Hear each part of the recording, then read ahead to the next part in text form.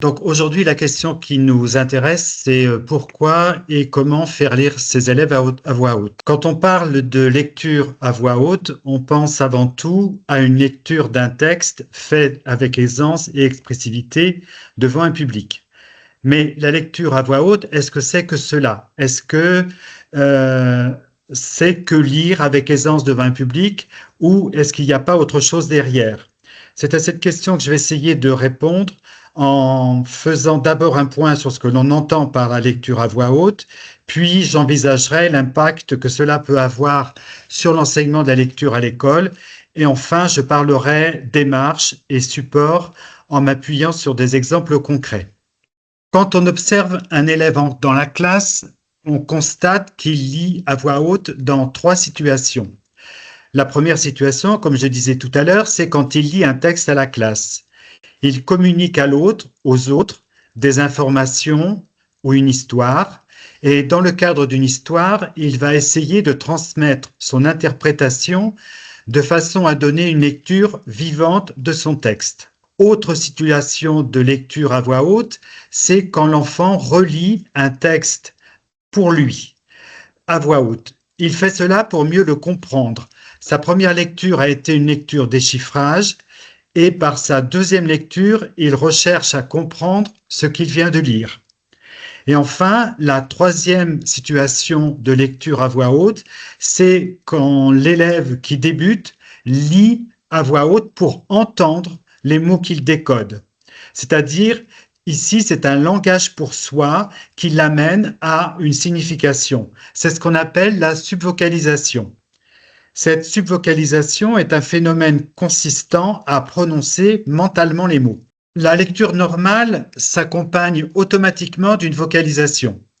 Cette vocalisation est à voix basse chez l'enfant lecteur débutant et elle devient intériorisée chez l'adulte. Et la plupart du temps, d'ailleurs, l'adulte n'est pas conscient de cette subvocalisation. La vocalisation des unités de l'écrit, quand l'enfant apprend à lire, est une étape indispensable pour le lecteur apprenant. En début de CP, l'élève, quand il décode, oralise les éléments composant le mot les uns après les autres. Il passe donc du mot écrit au décodage. Il passe donc par cette phase d'oralisation où il va oraliser les syllabes pour aller au signifié, c'est-à-dire au sens qu'il va donner au mot. Les entraînements oraux systématiques de lecture de mots isolés puis lus en contexte vont développer l'aisance de la lecture et donc la reconnaissance de ces mots. Ces répétitions aident l'élève à fixer l'image orthographique des mots rencontrés et à augmenter son lexique mental. Il mémorise la forme orthographique du mot au regard de son aspect sémantique.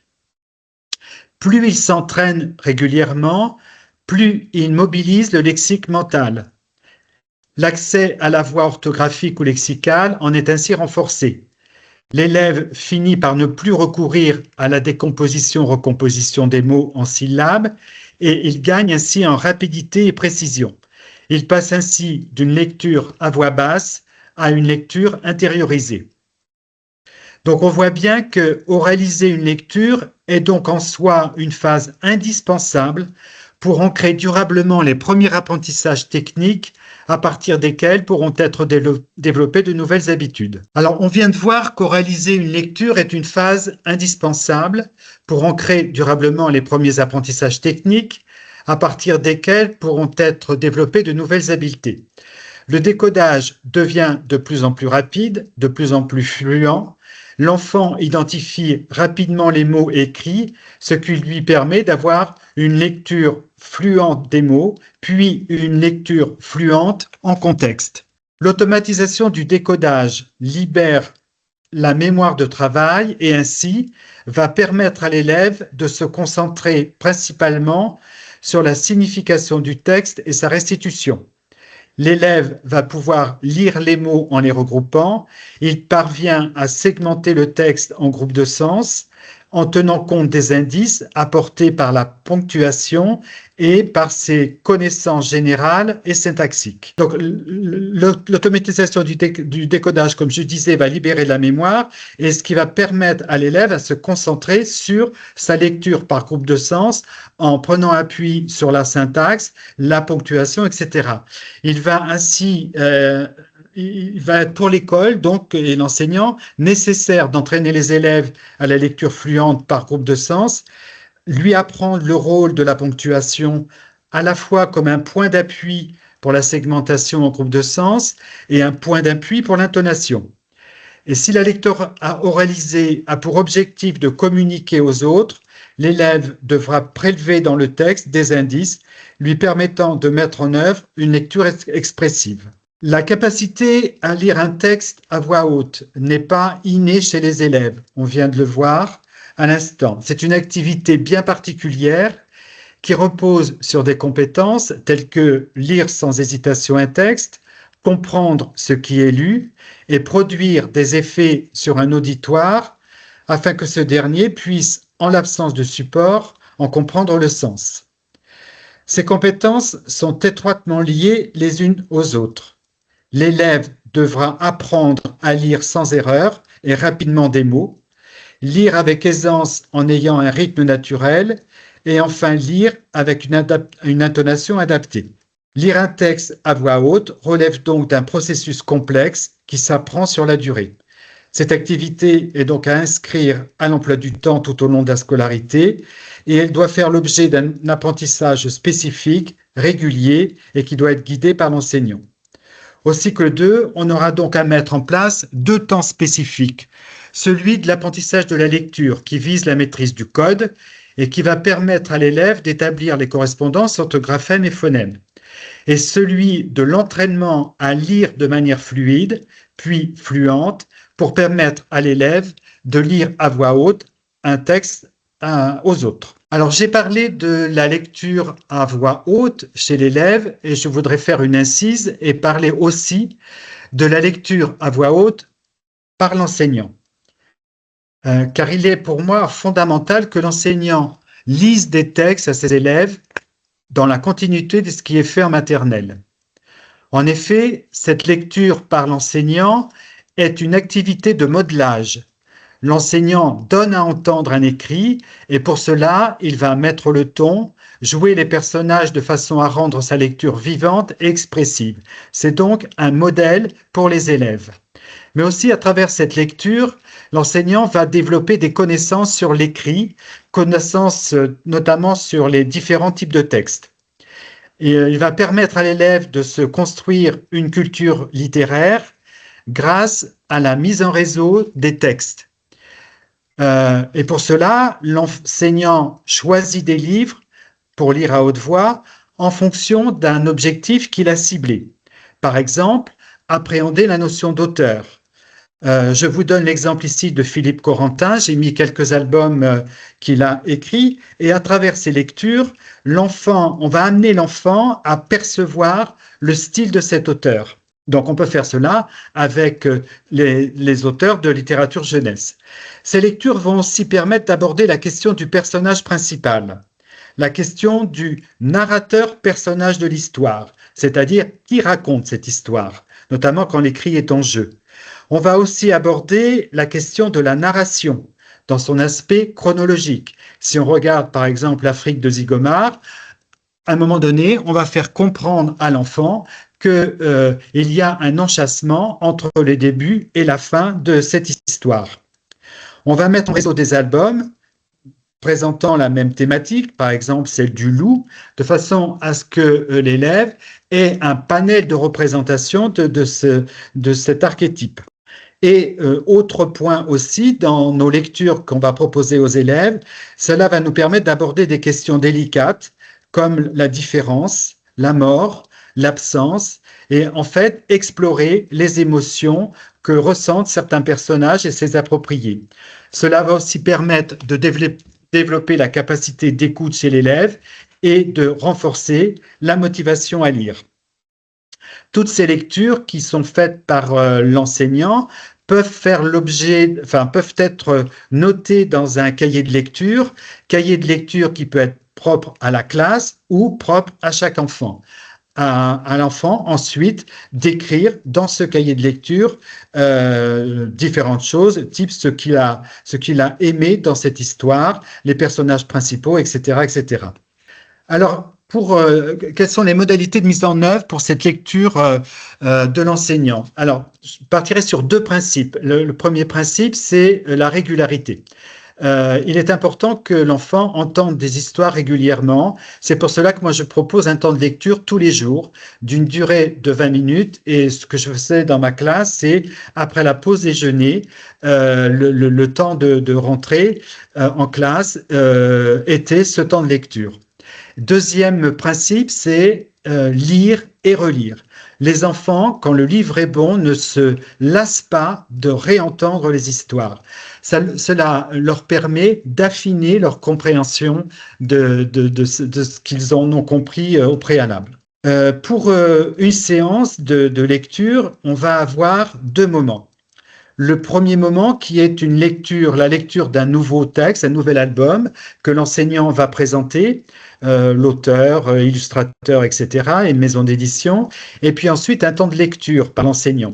Les élèves sont en situation d'écoute, puis quand cette lecture est finie, on ferme le livre, on le pose et on attend et les élèves vont réagir à partir de cette lecture. Ils vont nous faire part de leur impression, de leur ressenti, mais aussi des questions qu'ils se posent par rapport à cette histoire. Les autres élèves vont pouvoir répondre aux problèmes posés, aux questions posées par les enfants. Et nous, cela nous permet aussi de garder en mémoire les questions, enfin, ceux qui interrogent chez les élèves par rapport à cette histoire. Le deuxième temps de cette séance, c'est le temps de relecture d'un autre texte qui a été lu précédemment. Et avant cette relecture, on va focaliser les élèves sur une question, une problématique. Par exemple, ici, j'étais en train de lire Les Trois Brigands. La question à poser avant de relire cette histoire, c'est qui est le héros de cette histoire? Et là, va se poser le problème pour les élèves, est-ce que c'est Tiffany ou est-ce que ce sont les Trois Brigands? Alors, on revient maintenant à la lecture à voix haute chez les élèves. Et on va faire un petit détour par ce que disent les programmes dans le domaine de la lecture à voix haute. On remarque dans ces programmes la présence d'indices de temporalité. Cependant, donc on voit qu'en CE2, on n'a pas d'indice de temps, ce qui nous indique, nous, qu'en fait, là, on est en CE2 dans une phase d'entraînement.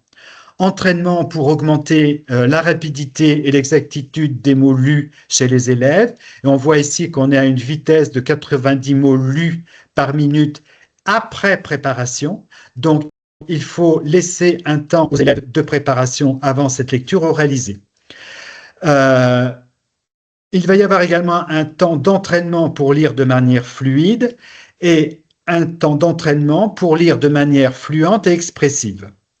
En CE1, notre indicateur de temps est en fin d'année, ce qui veut dire que ces compétences doivent être atteintes en fin d'année, mais que l'année de CE1 va être consacrée à un enseignement de pratique de lecture concernant la vitesse, la fluidité et l'expressivité.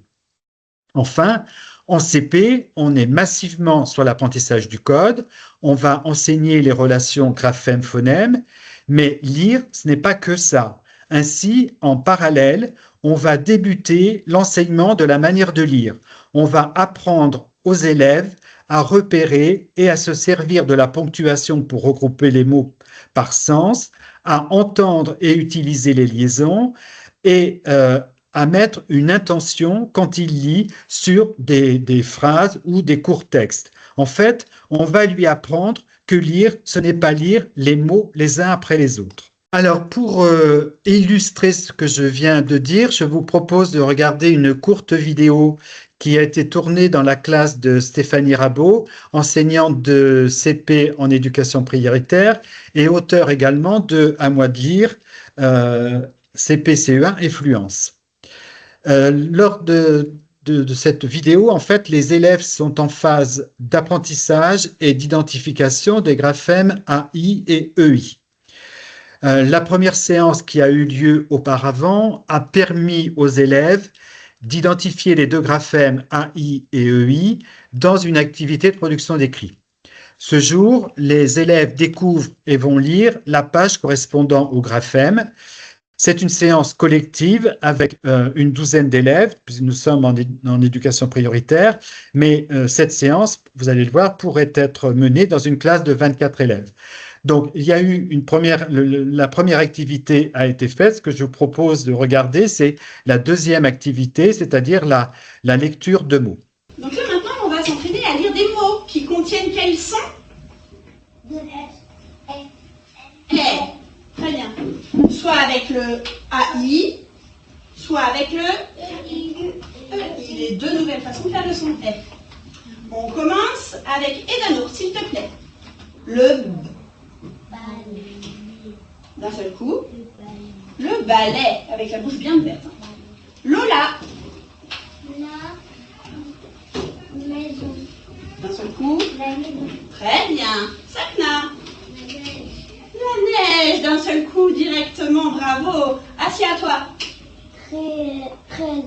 Oui. Est-ce que Myriam, tu peux me relire ces 4 mots-là sans hésiter? Le balai, la maison, la neige, 13. Tu vas plus vite que moi. On continue avec Lola. La reine. Très bien. Asia. 13. 16. 16.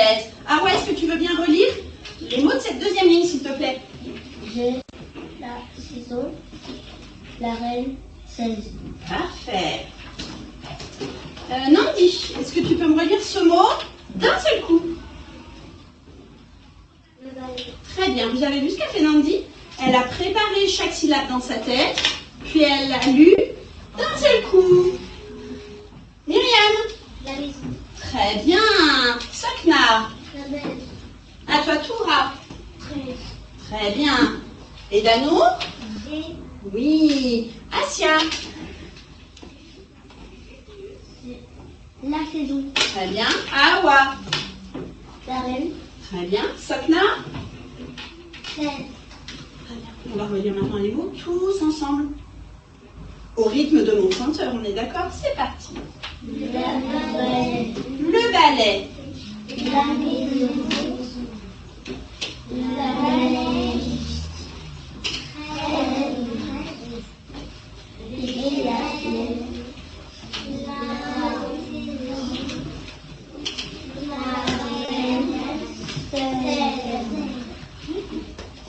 Voilà, donc ce petit moment de vidéo. Alors, vous voyez comment l'enseignante passe de la phase de décodage à la lecture de mots d'un seul coup. Elle va s'appuyer sur les procédures que certains utilisent pour encourager, développer ces procédures chez les autres. Quand elle dit, quand elle interroge Nandi qui a préparé dans sa tête, elle dit Nandi a préparé dans sa tête pour lire le mot et elle le lit sans hésitation. Et on voit ensuite Asia, on a un temps de latence avant la lecture de ce mot. Donc tout cela s'apprend et je crois que dans le cadre de l'apprentissage de la lecture, il est nécessaire justement de développer cette lecture d'un seul souffle des mots.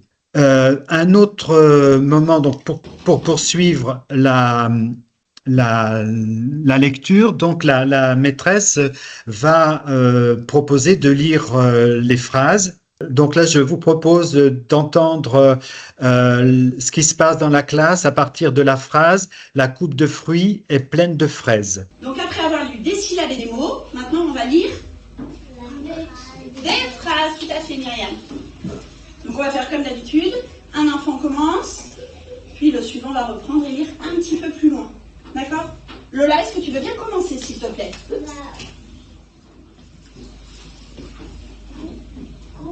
D'un seul coup? La coupe. Nangui, tu me relis ce qu'elle vient de lire et tu vas un petit peu plus loin. La coupe de fruits. Très bien, tu me relis ça d'un seul coup? La coupe de fruits. La coupe de fruits. Sakna. La coupe de fruits et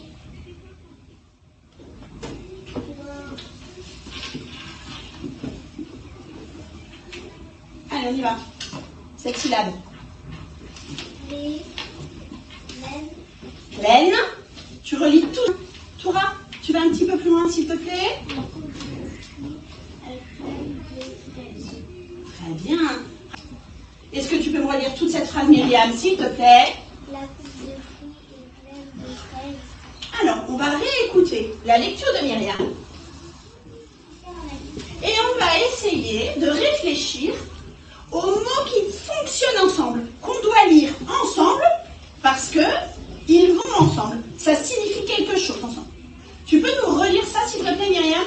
La coupe de fruits est pleine de fraises. Alors, est-ce qu'il y a des mots qu'on ne peut vraiment pas séparer, qui vont ensemble, Toura? Non. Oui. On va pas dire là, faire une pause, et puis coupe. Il est évident que la coupe, ça va ensemble. Donc, la coupe, c'est nos deux amis qui se tiennent toujours la main et qui fonctionnent ensemble. C'est pour ça qu'on doit les lire ensemble. D'accord? Donc, la coupe, ça va ensemble. Qu'est-ce qui peut aller ensemble encore? De fruits Deux fruits, c'est exactement la même chose. Fonctionnent ensemble. Myriam, tu as une idée? et pleine Est pleine. Et ensuite, Sokna, de fruits. De fraises. de fraises. Qui est-ce qui veut essayer de me relire cette phrase en faisant attention de ne pas séparer les mots qui fonctionnent ensemble? Je t'écoute, Toura. La coupe de fruits est pleine de fraises. Parfait. Et quand vraiment on est très à l'aise, on peut même de temps en temps essayer de regrouper deux groupes. La coupe de fruits. Tu peux essayer, Myriam? La coupe de fruits est pleine de fraises. Voilà, Myriam, elle a envie de le lire un peu comme ça. La coupe de fruits est pleine de fraises. Ça fonctionne très bien. Parfait. On lit la deuxième. On voit donc après l'activité de décodage qui est facilitée par la lecture par accumulation, c'est-à-dire un élève lit un groupe de mots, l'autre élève relit ce groupe de mots et enchaîne avec un autre groupe. Après donc cette activité-là, l'enseignante met en place un travail de recherche des groupes de sens et ce qui aboutit à la lecture de la phrase par groupe et à la fin, donc, elle va terminer par une lecture magistrale de l'ensemble de ces phrases. La deuxième séance de lecture qui va porter sur le texte sera faite dans un deuxième temps. Elle aura une durée de 30 minutes. Alors, cette séance n'a pas été filmée. Je vous en donne les grandes étapes. La première étape, c'est la découverte du texte par les élèves. Donc, il y a un temps de lecture silencieuse pour les élèves qui sont lecteurs-décodeurs. Et ce texte qui est proposé aux élèves comporte tous les graphèmes que les élèves connaissent, c'est-à-dire qu'il n'y a pas de graphèmes inconnus. Donc les élèves, une majorité des élèves actuellement sont en situation de décodage. Un petit groupe d'élèves va être avec la maîtresse qui va accompagner les élèves qui sont plus en difficulté sur la lecture lecture-décodage de ce texte. À l'issue de ce travail, collectivement, le texte étant projeté au tableau, suit une partie sur la compréhension et l'enseignante va retourner sur les mots qui posent problème de sens, un problème de sens type vaisseau, corsaire, clairon et matelot. Donc ces mots sont définis de façon à ne serait-ce qu'apporter du nouveau vocabulaire aux élèves, mais aussi pour donner du sens à ce texte-là. Troisième moment, donc, c'est l'oralisation du texte par la lecture chorale. Et là, dans la lecture chorale, l'enseignante et les élèves lisent ensemble le texte oralement. C'est une pratique guidée qui vise à assurer la lecture des mots sans hésitation. Donc, vous voyez, là, on n'est pas encore dans la lecture par groupe de sens, mais par cette lecture chorale, on s'assure que tous les mots sont bien reconnus. Et ensuite, il va y avoir un travail de repérage de la ponctuation, des groupes de sens, des liaisons qui sont à faire. Et ces groupes de sens vont être séparés dans le texte à l'aide d'une barre oblique. Et on pourra ensuite donc mettre en place une lecture en écho. Là, l'enseignant ou un élève donne le modèle, les autres élèves reprennent la phrase en chœur. Et enfin, dernière étape, un entraînement guidé et autonome. C'est-à-dire à la maison, les enfants auront à relire ce texte-là. Un QR code en haut de la page permet aux enfants qui sont plus en difficulté de retrouver le texte. Et le lendemain, retour en classe, il y aura une lecture oralisée du texte par quelques élèves, suivie d'une lecture à l'unisson. Et tous les jours, en fait, ces quelques élèves vont changer de façon à ce que dans la semaine, l'ensemble des élèves ait eu son temps de lecture. Alors, ce temps de lecture ne porte pas forcément sur l'ensemble du texte, mais au moins sur 2 phrases. Alors, donc ça, on était sur l'apprentissage de la lecture, l'apprentissage du code. Donc là, on entre dans l'autre problématique qui est pour nous l'apprentissage de la lecture d'une manière fluide, voire fluente. C'est-à-dire un temps que l'on va baliser en emploi du temps, où on va entraîner les élèves à cette fluence de lecture. Pour ce faire, donc ce travail de fluence se fait en CP à partir de la 2e période de CP, c'est-à-dire à partir de novembre.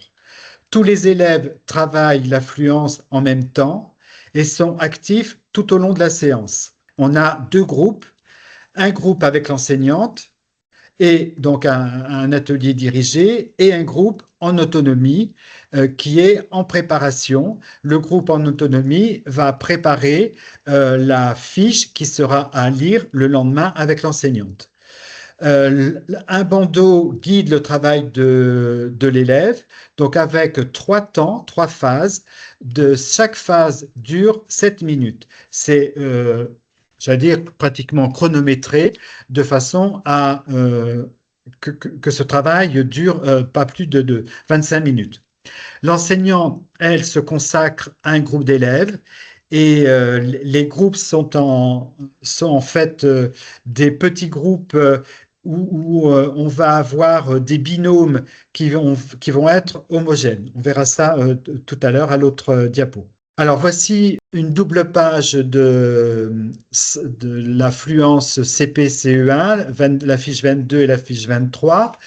Elle est conçue de cette manière-là. D'abord, il y a un QR code qui permet à l'élève, aux élèves, d'aller entendre les différentes activités qui sont proposées.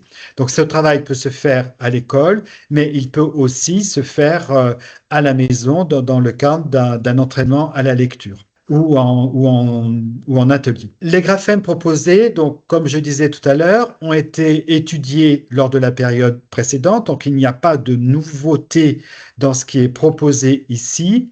Les syllabes à lire dans l'exercice 2 sont issus de l'activité 1.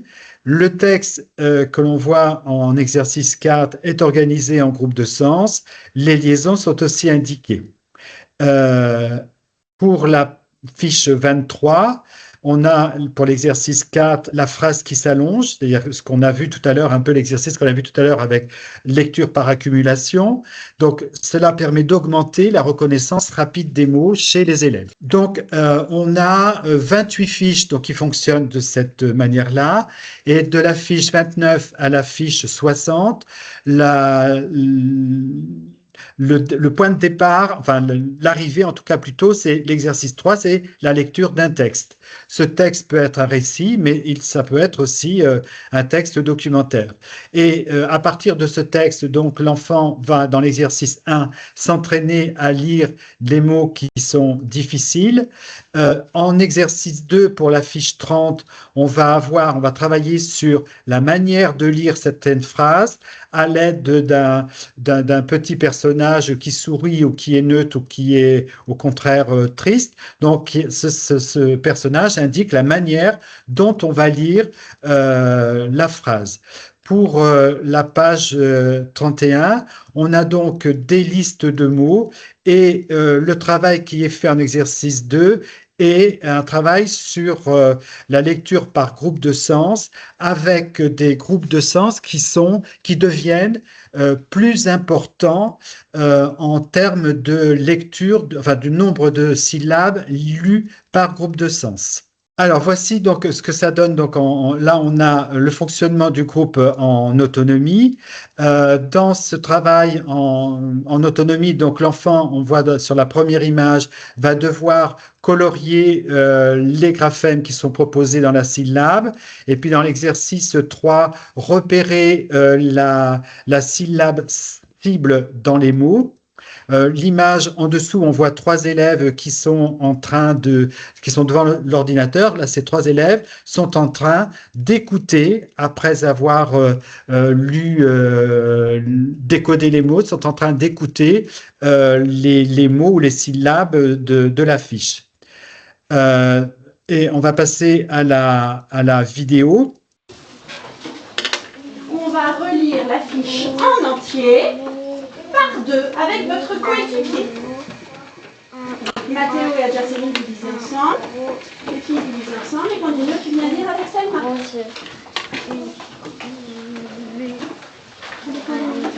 Voilà, on voit sur l'image de droite et sur la vidéo de droite, donc 4 enfants qui sont autour d'une table et l'enfant, la petite fille, là, après avoir repéré la syllabe cible dans ses mots, prend son chuchoteur et s'entraîne à lire les mots de l'activité. Ensuite, il y aura une lecture avec un camarade, donc lecture par 2, chacun lisant soit un mot l'un après l'autre, ou alors un enfant lit l'ensemble des mots, l'autre relit l'ensemble des mots. Sur la diapo suivante, donc là on est sur le fonctionnement de l'atelier dirigé. Donc l'atelier dirigé, l'enseignante on va avoir ici 3 pôles d'enfants, 3 groupes d'enfants. L'enseignante va se positionner sur l'un des groupes au cours des 3 temps de 7 minutes et elle va faire lire les enfants du groupe. Ces groupes, je vous disais tout à l'heure que le groupe de 4 est hétérogène, mais ce groupe de 4 est composé de 2 binômes qui, eux, sont homogènes dans l'activité de décodage. Si on regarde, par exemple, l'image de droite, les 2 petites filles sont ensemble et elles ont un bon niveau de décodage, et celle qui est à gauche de la maîtresse avec le petit garçon ont un décodage qui est moins fluent que les autres. Donc, on a, dans un premier temps, donc les élèves relisent la fiche pendant que la maîtresse va s'occuper donc d'un groupe d'élèves qu'elle va faire lire. Alors, on écoute la vidéo. Allez, on y va, mettre à quoi? Sourire. Sourire. Attention, qu'est-ce que tu vas connaître là? D, ça fait quel son? B. Et le E. Alors, B. Et ça fait tu entends B. Et. Très bien. Très bien. La deuxième ligne. Très bien. Alors, attention. attention, le OM, ça fait bien le 1. Toi, Très bien. La troisième ligne. ton, des, drap, de, Très bien. Tu t'entraînes à lire les syllabes de l'exercice 2. Et ensuite, moi j'ai écouté l'oreille chant encore ensemble. sva, le, bi, l'eau, bron, du, pour, Très bien. de, ça, ton, dor, des, drap, de, dire. Parfait. Je t'entends lire au niveau de l'exercice. Voilà, donc vous avez pu remarquer que donc ces deux groupes, enfin ces deux enfants qui lisaient n'étaient pas au même niveau, mais le fait d'avoir donc cette hétérogénéité permet de passer plus de temps avec les élèves qui ont plus de difficultés, les accompagner au mieux. Alors, si on continue notre déroulé sur le bandeau, donc la séance va se terminer par la présentation de la lecture aux autres. Alors, peut-être pour gagner du temps, on va pas voir la vidéo. Donc l'enseignante va faire lire une élève. Ensuite, elle va demander à cette élève ce qu'elle pense de sa lecture. Et ensuite, elle va renvoyer aux trois autres enfants qui ont écouté pour savoir s'ils sont d'accord avec l'évaluation que la petite se fait de sa lecture. Alors, donc ça, c'était sur s'entraîner d'une manière fluente en CP. Il existe aussi l'ouvrage Fluence pour le CE1, CE2 qui fonctionne un peu différemment dans la mesure où là, l'activité de décodage pour la plupart des élèves est pratiquement finie à part des graphèmes particuliers. Donc, on va avoir une partie, la partie 1, qui reprend le travail pour renforcer le décodage. Donc, cette fois-ci, l'entrée est par la lettre. Puis ensuite, une deuxième partie où on va travailler sur les stratégies de compréhension. Et la troisième partie va être sur lire des textes de littérature plutôt longues. Et la quatrième partie sur lire des textes dans toutes les disciplines. Alors, voyons ce que ça donne sur la partie décodage. Donc là, c'est sur 4 pages. La première page, on a un mémo qui récapitule un petit peu les différents graphèmes qui sont faits à partir de la lettre C. Suit donc un exercice où les élèves vont repérer la lettre qui suit cette lettre C, ce qui va leur permettre de comprendre que C, en fonction de la lettre qui suit, va produire un son différent. Ensuite, donc, on a la page suivante qui est une lecture sans hésiter. La troisième page, donc on est sur lire rapidement. Et enfin, la dernière page sur une évaluation de la lecture. Les listes de mots qui sont proposées ici s'appuient sur les graphèmes complexes qui ont été étudiés, mais aussi elles sont faites en fonction des listes de mots de la même famille, des mots qui riment, des mots de plus en plus longs, qui va permettre de développer l'empan visuel. Et puis, ces mots sont repris ensuite dans des phrases différentes afin de favoriser leur lecture en contexte et de conforter leur identification rapide. Donc très rapidement, la partie sur stratégie de compréhension. Là, je vous ai mis la page sur j'identifie les émotions. Donc c'est pareil, il y a un mémo qui permet de faire comprendre à l'élève comment dans un texte on va pouvoir prélever les indices qui vont nous renseigner sur l'émotion du personnage. Ensuite, on va avoir donc des activités qui vont lui permettre justement de mettre en application donc ce qu'il a compris de ce mémo, et puis enfin donc une évaluation sur la 4e page de cette partie-là. Et pour les textes longs, on va avoir le texte long, et puis ensuite une page sur la compréhension, puisqu'en fait, lire à voix haute, cette lecture à voix haute ne peut être efficiente que si l'enfant a compris ce qu'il lit. Donc, il y a un travail de compréhension à partir de ce texte-là, et ensuite des activités d'entraînement où l'enfant va se préparer à lire à voix haute, pour ensuite un temps d'évaluation. Ce travail sur la fluidité de lecture en classe entière peut s'envisager de la manière suivante. La première chose, c'est que il faut une régularité dans cet apprentissage. Donc, ce qui veut dire que 30 minutes tous les jours vont être consacrées à une des activités qui vont permettre aux élèves de progresser en fluidité et fluence en lecture. Donc, la première chose, au niveau de la démarche, donc les enfants n'ont pas le texte sous les yeux. On est en CE1. La présentation et la lecture du texte est faite à voix haute par l'enseignant. Puis ensuite vient un travail guidé sur la compréhension et le lexique.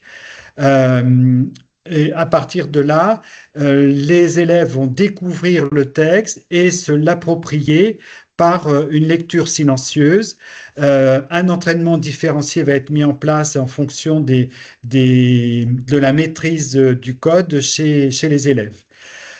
Puis, collectivement, on va amener les élèves à repérer la ponctuation, repérer les groupes de souffle, repérer les liaisons et bien sûr mettre en évidence ces groupes de souffle en les séparant par exemple.